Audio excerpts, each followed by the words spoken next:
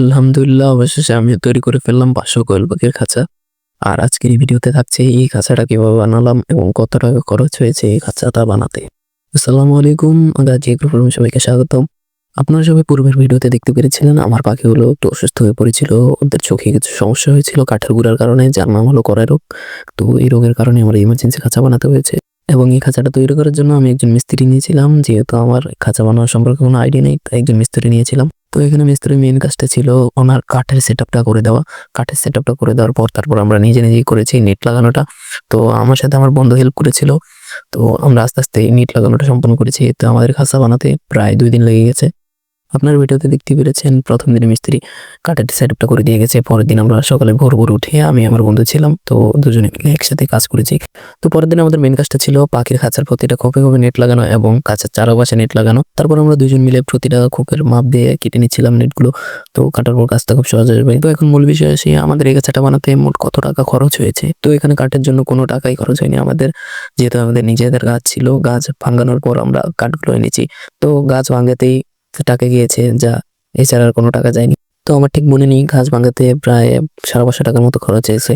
তো এখানে এতটুকুই খরচ হয়েছে। তারপর নেটের যে বিষয়টা, এখানে ২ ধরনের নেট রয়েছে, একটি মোটা নেট আর একটা চিকন নেট। চিকন নেটটা প্রায় ১,০০০ টাকার মতো খরচ হয়েছে, আর মোটা নেটটা তো বেশি এনেছিলাম কারণ মোটা নেটটা চারদিক লাগাতে হবে।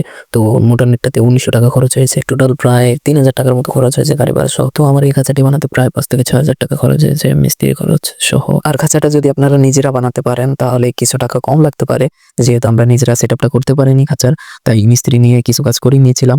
আর আমি যে খরচটা বলেছি সেটা শুধু খাঁচা বানানোর খরচ।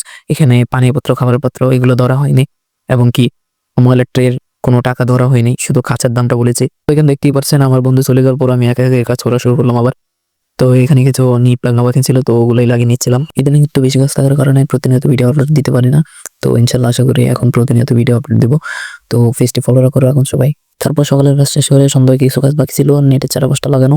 তো ওগুলোই আমি একা একা লাগিয়ে নিচ্ছিলাম। তো আমি এখানে কাজ করছিলাম আর আমার বোনরা দেখতে পাচ্ছেন ক্যামেরাতে এখানে এসে আমার সামনে দুষ্টামি ওদের আমি দৌড়ে এখানে করছি। তো দেখতে দেখতে আমার কাজ প্রায় শেষ হয়ে গেল। তো সকালে আপনাদের ফাইনাল লুকটা দেখাবো, কারণ এখন রাত হয়ে গেছে, ভালো মতো দেখতে পারবেন না। তারপর সকালে সেই ভিডিওটা করলাম, দেখতেই পারছেন ভিডিওতে।